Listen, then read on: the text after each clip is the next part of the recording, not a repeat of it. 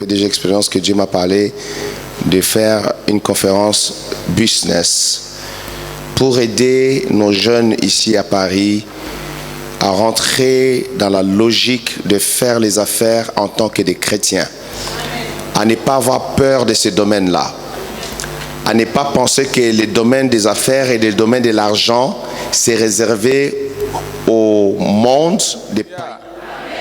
Mettons-nous s'il vous plaît.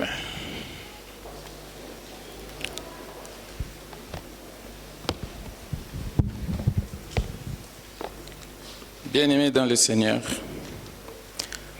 j'ai un nom, comment toujours donner, il n'est pas bon ce nom-là. Mais je l'admets quand même puisque c'est le nom qu'on me donne. Et on me l'impose, on me dit que je suis monsieur Élongation. Le psaume le plus long de la Bible, psaume 119, voilà. Mais ce soir, je serai bref, puisqu'il y a ma sœur qui a donné les principes. Et puis moi, je vais seulement évoluer dans le sens de mon frère Elior, qui a introduit un mot sur Joseph. Et je ne vais pas lire. Je vais laisser à tout le monde de lire à la maison. Les passages que je vais développer peut-être pendant 10 minutes, c'est dans Genèse 39, 40 et 41. C'est tellement long que je ne saurais pas lire. Je vais seulement condenser. Je vais donner un résumé. Amen.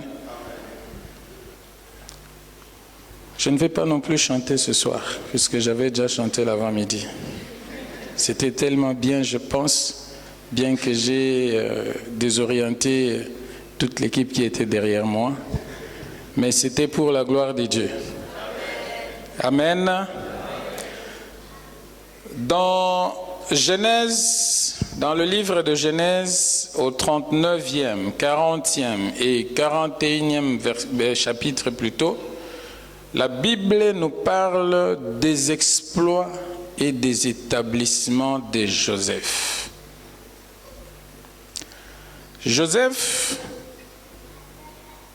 qui n'était pas, je dirais, discret pour ne pas dire sage, avait dit à ses propres frères, puisque la Bible dit les ennemis que vous aurez, ce sont les gens de votre propre famille. Il a dit à ses propres frères le rêve qu'il avait fait, où il était en train de voir tout le monde se prosterner devant lui. Et puis dans les analyses, c'était toute sa famille, ses frères et ses parents. Et ses frères étaient fâchés contre lui. Et ils se sont arrangés pour qu'un jour, ils sortent avec lui et qu'ils retournent à la maison sans leurs frères. Tout le monde connaît l'histoire. Ils ont ramené l'habit de leur frère avec du sang, comme quoi il a été ravagé par un animal. Et pourtant, c'était du mensonge. Il l'avait vendu chez les Ismaélites qui passaient. Ces gens qui ont pris Joseph, ils sont partis avec lui. Ils sont arrivés en Égypte. Ils l'ont vendu chez les chefs de garde du roi, des pharaons. Potiphar a pris Joseph, il l'a établi dans sa maison. J'ai dit, il l'a établi dans sa maison, esclave, établi dans la maison. Curieusement, tout ce que Joseph touchait dans ses mains réussissait. Potiphar l'a compris et il l'a exploité dans tous les domaines. Il lui a laissé la gestion de la maison. Il lui a autorisé tout dans sa maison, à telle enseigne que ses yeux étaient fermés. Il ne regardait plus rien puisque c'est Joseph qui gérait sa maison à tous les niveaux. Et cette maison avait prospéré. Nous aimerions aussi ce soir dire à quelqu'un dans cette assemblée qu'il y a possibilité que tu sois Joseph dans la maison de Potiphar. Il y a plein de Potiphar. La Bible dit que vous habiterez des maisons que vous n'avez jamais construites. Ces maisons, vous n'allez pas les récupérer chez le pasteur Jacques, serviteur de l'Éternel, non. Puisque lui, Dieu les bénit. Dieu doit lui donner des maisons, des gens qui ont amassé des richesses, non pas par des voies normales, puisque ce n'est pas lui qui a construit. Lui va l'établir par son intégrité, il va lui donner la maison de Potiphar. Amen. Amen. C'est comme si on disait à M. Joseph que par le service que tu es en train d'exercer, tu vas récupérer, il va me donner la maison du pasteur Jacques. Non. Il va m'envoyer chez quelqu'un qui n'a pas la crainte de Dieu, mais qui a des biens. Et moi, je vais récupérer ce qu'il y a chez lui. Des fois, nous avons peur d'aller travailler chez les occultistes. Les gens diront non, Kokendekunate, n'y va pas. Puisque si tu y vas, tu risques d'être envoûté et tout ce qu'il y a chez lui, ça risque de t'envoûter et puis tu risques de te perdre. Non. Dieu nous envoie à des endroits pareils pour aller établir sa gloire. C'est là où nous devons tirer ce que nous n'avons pas fait dans nos vies à cause de nos services, à cause de notre intégrité. Amen. Joseph, c'était un homme intègre. Il est resté dans la maison de Potiphar. Il craignait Dieu. Il était dans l'intégrité totale. Mais il s'est fait qu'il avait un malheur, Joseph. La Bible dit que c'était un homme beau, de visage et de taille. C'était ça son malheur. Et la femme de Potiphar, observant Joseph, se dira non, celui-là, je pense que si je dois aller avec lui, j'aurai une bonne vie autour de lui ou à côté de lui. Mais craignant Dieu, il est resté dans sa position et a refusé jusqu'à monter un coup contre lui et dira à son mari que le monsieur l'hébreu que tu as amené dans notre maison, voici ce qu'il voulait faire avec moi. Dans cette colère, dans cette hargne, il est allé les jeter en prison. Amen. Nous, par le fait que nous soyons dans notre intégrité et que nous ayons l'habitude de refuser certaines propositions qui nous viennent de certaines personnes mal intentionnées, nous pouvons même perdre notre travail. On nous dit, mais voici, quand tu viens dans ce travail, voilà comment on travaille ici. Si tu vas dans un pays où on danse avec le pied gauche, toi aussi tu dois danser avec le pied gauche. Et pourtant, les pieds gauche, là, si tu oses danser, tu vas trébucher et puis tu tombes. Les autres vont rester, ils vont commencer à se moquer de toi. Toi, reste ferme dans la voie de Dieu. La voie que Dieu a choisie pour toi, c'est cette voie où tu dois demeurer. Tu dois évoluer dans la... Si tu as choisi la crainte de l'Éternel, tu restes dans la crainte de l'Éternel, quelles que seront les conditions. Même si on venait te proposer des choses qui marchent à l'encontre de la volonté de Dieu, tu verras que tu ne vas pas t'ébranler puisque Dieu te soutiendra jusqu'à la fin. On peut même t'accuser en faux. On peut te jeter en prison comme Joseph. Mais tu finiras par être justifié puisque notre Dieu est le Dieu de justice. Amen. Amen. En prison, nous connaissons, pour ne pas être long, Joseph était là. Il était avec les chansons du roi et son panetier. Ils ont fait chacun un songe. Et ces songes-là, ils ne savaient pas les interpréter. Joseph, qui était avec eux, d'abord à son arrivée, le chef de garde de la prison, une fois de plus, a confié la gestion de la prison pratiquement à Joseph. Il ne faisait plus rien. Joseph n'était là que pour avoir de responsabilités de partout où il allait. Il partait comme un homme vulgaire, pas un homme sérieux. Soit un esclave, soit un prisonnier. Malgré le fait qu'il soit esclave, on l'établit chef. Il va en prison comme prisonnier, on l'établit chef. Il commence à diriger. les gardes là de la prison, les chefs là, ils ne tenaient plus compte de rien, si pas Joseph qui faisait tout. Et Joseph faisant tout, un jour, il établit des relations avec d'autres prisonniers qui sont arrivés. Ces prisonniers ont fait des songes et ces songes ont été interprétés par la grâce de Dieu par Joseph. Une fois de plus, Joseph se verra à la tête des interprétations des songes. Mais au premier, il dit, ce que tu as vu au troisième jour, tu sortiras d'ici. Mais quand tu iras là où tu as l'habitude de travailler, puisque tu seras établi dans tes fonctions, parle de moi à ton chef. Au second, il dit, dans 3 jours, effectivement, tu sortiras d'ici. Mais ce ne sera pas pour une gloire, ce sera pour un malheur, puisqu'on va te pendre. Tout ce que Joseph avait dit, c'était réalisé. Amen. Amen. Joseph, toujours en tête. Pendant qu'il avait demandé à l'échanson de dire à son maître qu'il était en prison et qu'il pouvait lui être utile, il a oublié. Le roi y fait 2 songes, un premier et un second qui se sont répétés, pour ne pas les reprendre tous plutôt. Et il a réuni ses magiciens et les sages de l'Égypte pour qu'on essaie d'interpréter ces songes. Personne ne savait le faire. Et c'est en ce moment-là que le déclic était déclenché dans la tête de l'échanson pour expliquer au roi.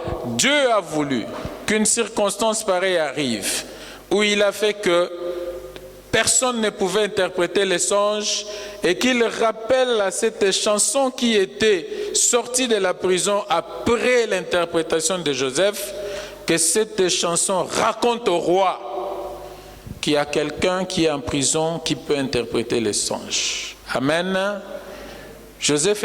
Les chansons a parlé au roi. Le roi a demandé à ce qu'on amène Joseph rapidement chez lui en sa résidence. Aussitôt arrivé, il lui a raconté les 2 songes. Joseph a dit oui, par la grâce de Dieu, je vais interpréter, ou Dieu va parler par sa grâce. Voici ce que ça signifie. Il y aura cette année de disette et cette année d'abondance. Mais pendant les 7 années d'abondance, il faut amasser tout ce qu'on aura à la hauteur de 5%. Pour que les années de disette nous soient comblées par les 5% de cette année d'abondance. Mais dans tout cela, pour que les choses se passent comme je viens de vous expliquer, vous devez établir quelqu'un. Le quelqu'un là, c'est lui qui va s'en charger. Et puis, quand viendront les années de disette, les choses vont marcher. Mais le roi regardait tout autour de lui. Tous ces grands-là qui entourent le roi, il n'a trouvé personne.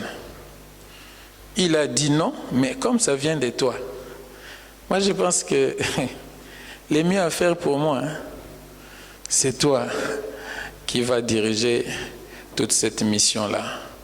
Une fois de plus, de la prison à la gloire.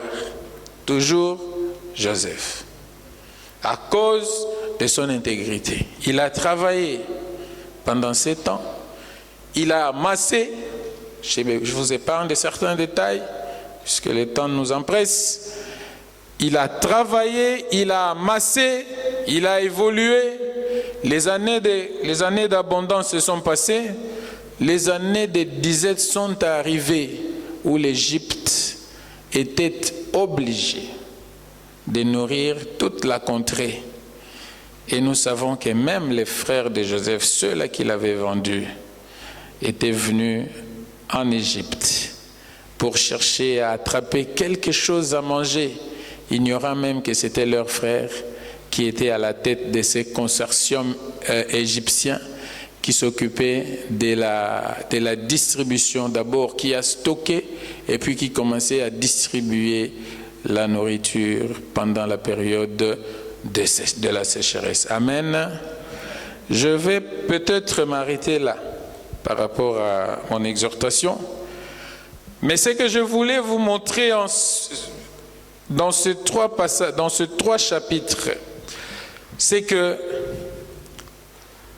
celui qui marche dans l'intégrité, il ne peut rien craindre, puisque Dieu est toujours avec lui. Il peut se retrouver dans une situation où on dira, dans peu de temps, il va aller en prison, qu'il ne se dérange pas.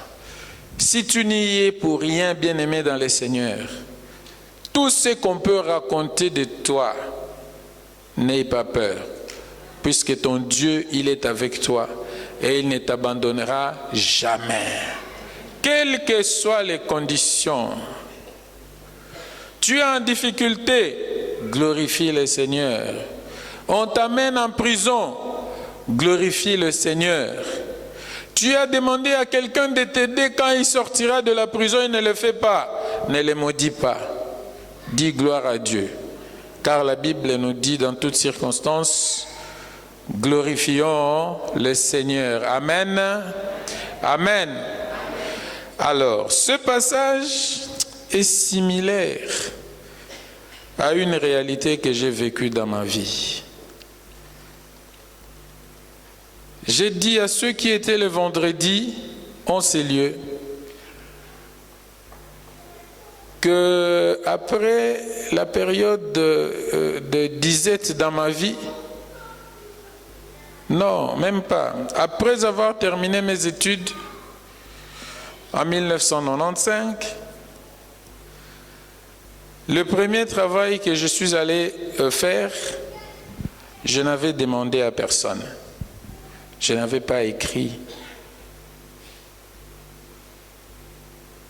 Les gens se sont rassemblés pour dire non, nous avons besoin de quelqu'un qui peut venir travailler avec nous dans ce que nous faisons. C'était des changeurs de monnaie, des cambistes. Ils avaient un bureau d'échange. Il y avait de ceux-là qui avaient terminé 2 années avant moi. Il y a même des amis de ma promotion, mais qui avaient commencé des opérations d'échange 5 ans avant. Et parmi eux, tous ensemble se diront, non, s'il y a quelqu'un que nous pouvons faire venir dans notre travail ici pour travailler avec nous, c'est Joseph. Oh, comment ça? On vient, on m'annonce, j'étais encore au home. On me dit, non, nous avons besoin que quelqu'un vienne travailler avec nous. Mais on a observé, on a regardé parmi vous tous qui venaient de terminer, la personne sur laquelle nous avons porté notre dévolu, c'est toi. Tu viens travailler avec nous. J'ai dit, ah, merci. Mais pourquoi vous m'avez choisi? Oh non, puisque tu es droit, tu es correct, et puis tu es honnête. Ah, merci beaucoup. Je suis allé commencer à travailler. Arrivé au bureau, j'instaure un système de gestion, moi ingénieur, mais j'instaure un système de gestion, une gestion journalière qui tenait compte de toutes les sorties et de toutes les entrées qui devaient être imputées dans des comptes de chacun de nous qui travaillions dans ce bureau. Déjà, je n'étais plus aimé par presque tout le monde, puisque dans le bureau d'échange, les gens avaient l'habitude d'évoluer sans papier, sans document. Tu viens, tu prends, on n'écrit rien, puisque l'argent vous appartient. Un peu une gestion, excusez-moi, à la congolaise. Tu as un truc à toi, tu as besoin de... On a vendu, tu as besoin de $100, tu vas, tu dis, donne-moi $100, je vais faire, donne-moi $100. Tu prends $100, tu pars, mais derrière toi, celui qui est resté, lui aussi, il prend 100, il prend 200. Puisqu'il n'y avait pas de papier, il n'y a pas moyen de justifier les sorties d'argent. Et puis, quelques temps après, la société est down. J'ai travaillé avec eux, et puis après, je suis allé. J'étais obligé de quitter, puisque j'étais mal aimé par rapport à la rigueur que j'avais dans ce travail. Je suis allé faire l'exploitation forestière en 2000 jusqu'en 2001. Les choses n'ont pas marché. Quand j'ai quitté, j'avais entamé la pharmacie, j'avais entamé la société de construction. Les choses n'ont pas marché. Vraiment, elles n'ont pas marché. Et j'étais down. Comme j'ai dit l'autre fois, c'est un petit rappel. j'étais obligé d'aller chercher les visages du Seigneur par ma femme qui avait déjà commencé les enseignements. Je suis allé, Dieu a parlé, il m'a dit qu'il me bénira, il voulait me rabaisser au plus bas niveau puisque j'étais déjà en train d'élever mes épaules. J'ai commencé à dire que j'ai des moyens, ainsi de suite. Je n'allais plus avoir de regard sur lui et qu'il m'a rabaissé pour me remonter afin que je sache que ce que j'ai, c'est lui qui m'a donné. Et que ce que lui m'a donné n'est pas à moi seul, c'est à lui et c'est à moi. Et que cet argent, ces biens devaient être partagés entre l'œuvre du Seigneur et mes besoins à moi. Amen. Mais si cela n'était pas le cas, je ne pense pas que je serais à mesure de disposer de ces biens pour l'œuvre du Seigneur. C'était difficile, puisque c'était l'histoire de l'effort personnel. J'ai commencé à travailler avec les Blancs qui m'ont invité, avec toutes les prophéties qui étaient sorties, qui étaient prononcées par rapport à moi, qu'il m'exploiterait et qu'il était même prêt à utiliser mon étoile, mais lui, mon Dieu, devait m'épargner. Je suis allé, j'ai commencé. La première année, j'ai trouvé la société pharmaceutique avec un chiffre d'affaires de 180 000 euros mensuels. Mais je me souviendrai que en 2000, quand j'allais acheter des produits pharmaceutiques dans un autre dépôt, le montant que moi j'amenais journalièrement, c'était autour de 300 $ américains. Alors que je faisais ma facture, arrivé à 7 heures, j'étais le 1000e ou le 1200e client. Avant moi, il y avait déjà plus de 1000 clients. C'était un dépôt, je peux citer les noms ici, dépôt pharmaceutique La Concorde au Congo. J'étais pratiquement le 1000e, mais arrivé à 7 heures, je pouvais sortir à 19 heures.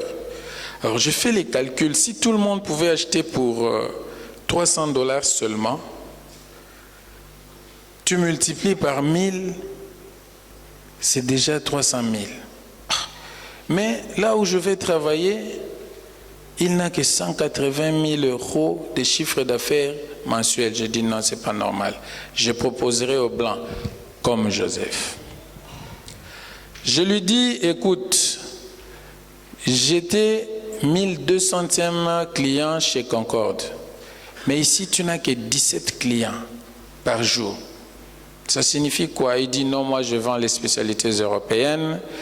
Tous ces grossistes-là, ils font le commerce triangulaire. Ils viennent acheter chez moi, je leur donne 80... Non, il ne m'avait pas encore dit le pourcentage. Il me dit, ils viennent acheter chez moi et puis bon, je me contente d'avoir peu de clients que d'avoir cette masse-là dont tu parles dans les quartiers où ils vendent. Je dis non, c'est pas normal.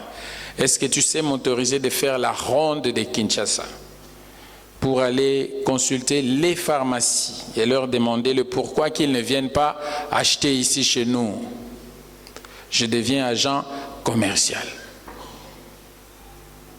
Et pourtant, j'étais engagé comme assistant gérant. Il me met un chauffeur à ma disposition. Je vais chez Xerox, j'imprime les listes de prix. 20 pages, j'imprime d'abord 500 exemplaires de 20 pages. J'ai fait la ronde de Kinshasa. Je me rendrai compte que Kinshasa était autour de 10 000 et quelques pharmacies en 2002. Donc, j'ai multiplié autour de 10 000 exemplaires de 20 pages chez Xerox. Alors, partout où je partais, on me disait non, quand on vient acheter chez vous, vous êtes plus cher par rapport à là où nous allons acheter, là où tu avais l'habitude d'acheter quand tu avais tes pharmacies. Je rentre, je dis aux Blancs, mais comment les gens qui achètent chez nous peuvent vendre moins cher que nous? C'est là où il me dira, non, écoute, moi je préfère travailler avec eux puisqu'ils m'achètent pour 5 000 par jour, c'est déjà beaucoup. Et puis je leur donne une remise de 20%.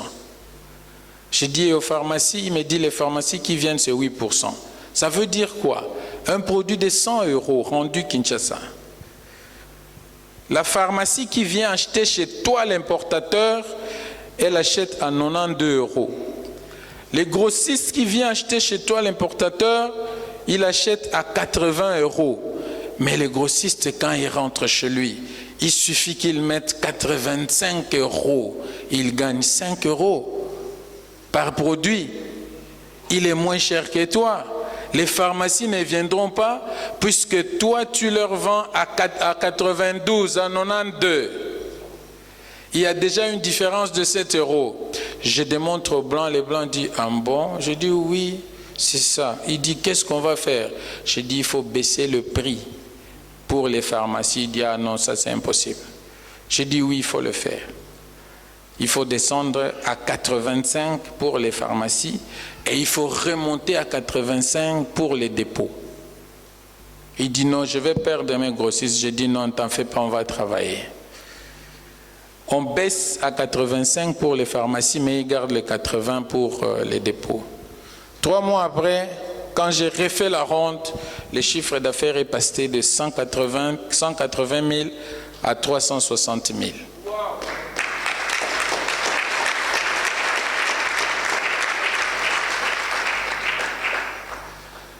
Je travaille 2 mois après, je dis tous ces grossistes-là, qui n'est amené que 180 000 €, nous devons les rayer sur la liste de nos clients.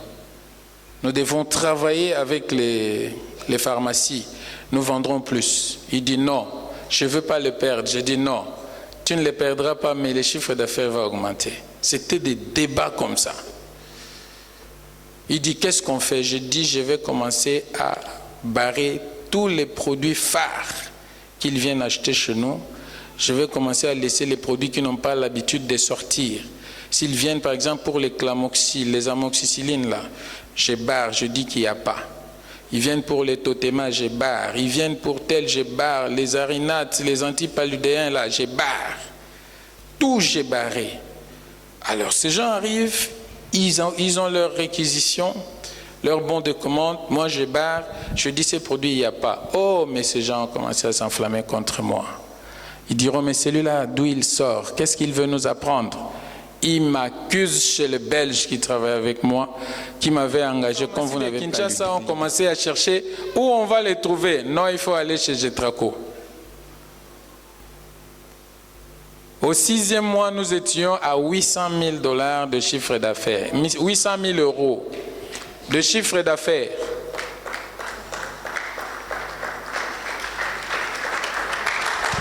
Alors, le Blanc me dit, mais écoute, je pense que ça devient intéressant. Je pense que ça devient intéressant. Alors ces gens-là, je ne voudrais plus qu'ils viennent acheter ici. Je pense que je dois m'associer à toi pour ouvrir une autre société. Les Blancs rentrent en Belgique, ils constituent les statuts d'une autre société, où il me met associé gérant. Il me donne 15% des parts sociales. Il me donne le plein pouvoir d'agir comme associé gérant, indépendamment de lui. Il m'envoie les statuts par DHL, il signe en original, il m'envoie sur DHL, moi je contresigne, je vais légaliser les documents, j'ai fait toutes les démarches. Il descend 2 semaines après, il me dit c'est fait, je dis c'est fait, la société est constituée. Bon, qu'est-ce qu'on va faire? J'ai dit si je vais là-bas pour chercher un endroit pour nous installer, ces gens comprendront que je suis avec toi. Qu'est-ce qu'il faudra faire? Moi je pense que je dois faire comme si j'ai démissionné de la société mère. Et quand ils viendront, ils ne me trouveront pas. Quand je serai en face d'eux, en train de chercher un magasin pour que je m'installe, je dirais que là, on m'a révoqué, ce blanc-là, il n'est pas bon. Je suis venu puisque je dois commencer moi aussi mon activité, je dois les concurrencer. Et puis directement, on m'avait adopté. Ce sont les Indiens qui avaient l'habitude d'acheter chez les Blancs et les Libanais qui m'ont donné un local par compassion du fait d'être révoqué chez les Blancs. Et pourtant, j'étais en train de jouer un jeu pour que la société aille de l'avant. Amen. Je suis allé, j'ai trouvé, ils m'ont donné un local, j'ai commencé. Alors je suis allé commencer à quel prix? Je suis allé commencer à 80% des remises. Le même produit qui était dans l'entreprise, dans la société mère. Moi, je me suis déplacé là où il y a tous les dépôts pharmaceutiques vers les avenues de commerce pour ceux-là qui connaissent Kinshasa, puisque Getraco, c'était du côté de la Marsavco, vraiment excentré des avenues du commerce. J'ai commencé là-bas. Le premier jour où j'ai vendu, c'était pour 50 €. Premier jour, j'ai laissé les chiffres d'affaires de 800 000 mensuels, mais je vais vendre pour 50 € le premier jour. 3 ans après, j'ai vendu pour 50 000 € par jour.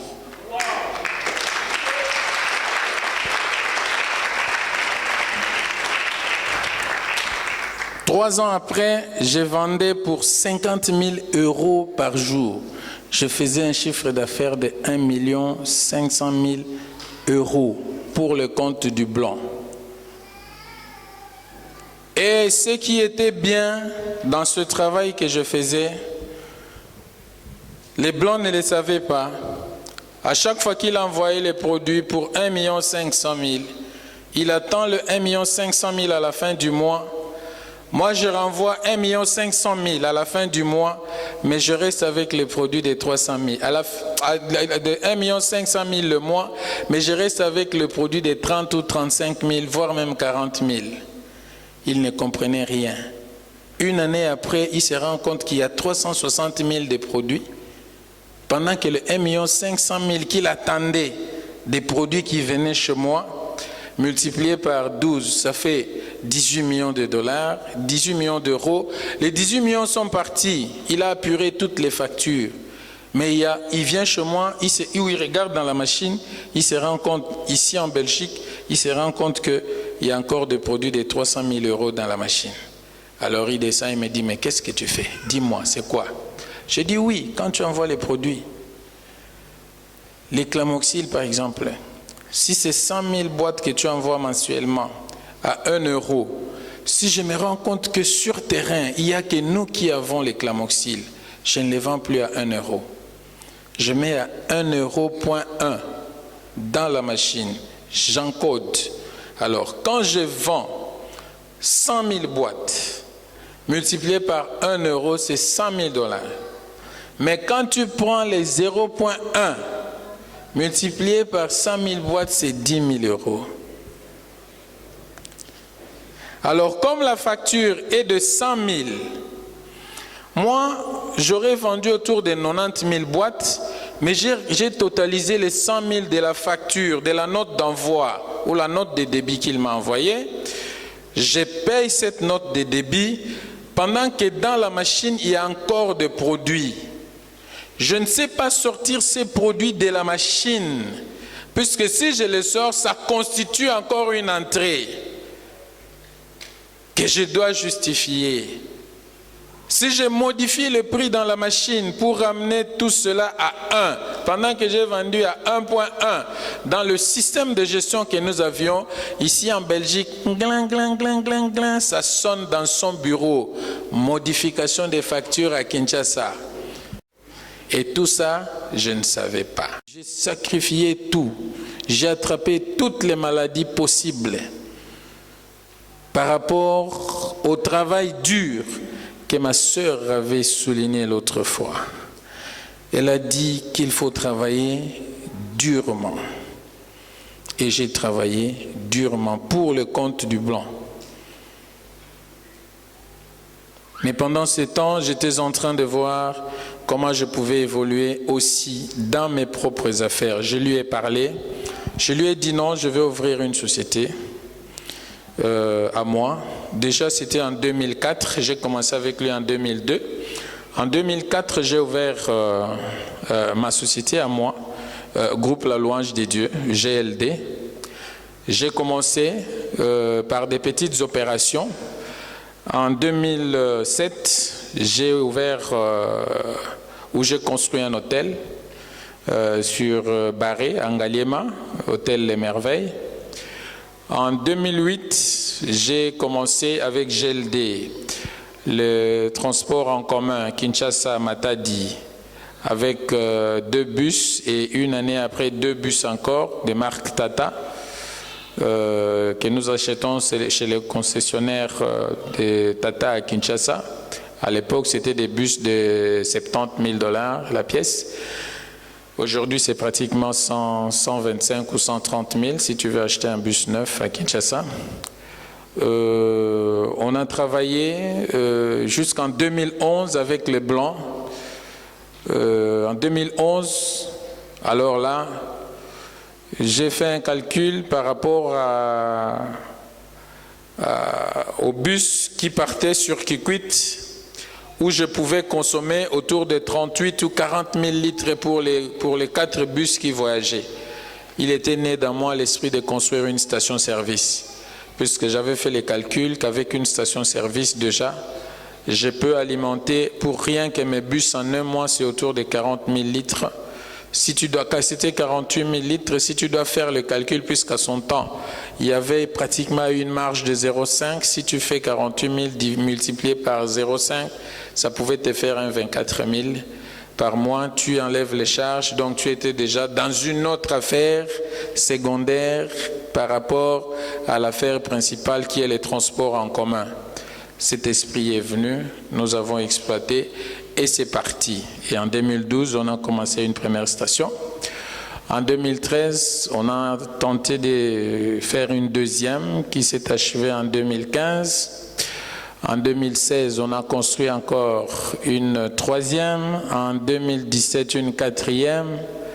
En 2018, une cinquième, une sixième et une septième. En 2019, on va inaugurer 2 le mois prochain pour faire 9 et vers la fin de l'année, on pourra peut-être inaugurer une 10e station pour le compte du groupe La Louange de Dieu.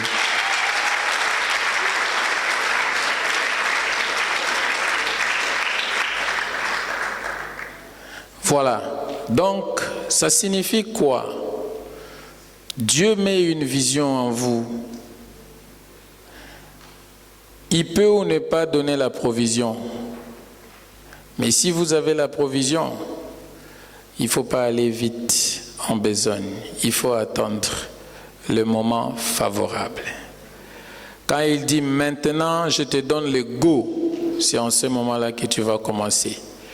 Mais pour attendre ce moment favorable, tu dois être en parfaite communion avec lui.